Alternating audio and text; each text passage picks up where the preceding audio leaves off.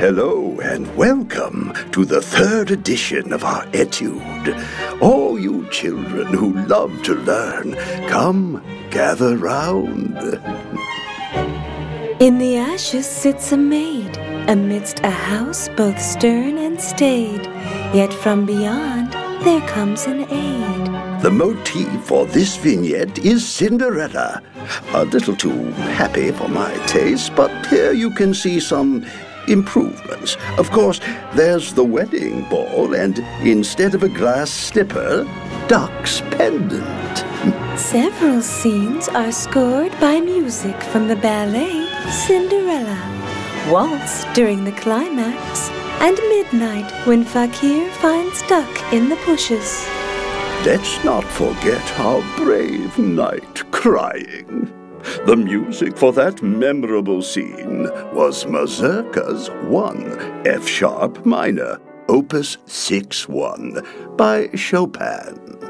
A fairy's wings, a magic shawl, a wicked witch, a youth in thrall, a leap for love, a bitter fall.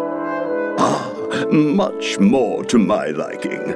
Our motif here is the ballet La Sylphide.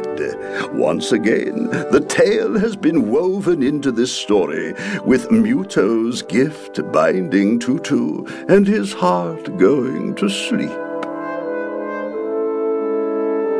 In the ballet, a young man falls in love with a fairy and leaves his bride at the altar. He tries to bind the fairy's wings, her source of freedom, with a magical shawl. But instead he causes her death. How terrible, how delightful.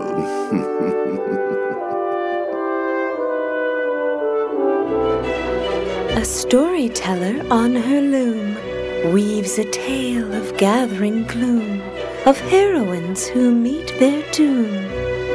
Scheherazade by Rimsky-Korsakov is based on the classic 1001 Arabian Nights, where a princess staves off death at her husband's hands by telling him stories each night. A desperate gamble, mirrored wonderfully by our own Princess Crahy. Hens and cockerels from the Carnival of the Animals scores Duck's revelation to Fakir. And Andante non troppo from Swan Lake foreshadows what our dear Edel points to. A nice touch, don't you think? The fledgling hatches from her shell, while from afar there tolls a bell, resounding with its somber knell. A princess on the verge of vanishing, a knight on death's doorstep.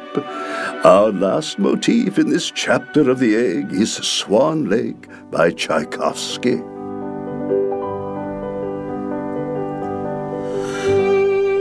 The swan from the Carnival of the Animals plays when Tutu resolves to confess her love. Fakir's battle is scored by Wagner's Lohengrin. A grand piece for a tragic figure. Lohengrin tells of another poor soul who seeks to protect a prince. The music of Swan Lake is woven throughout.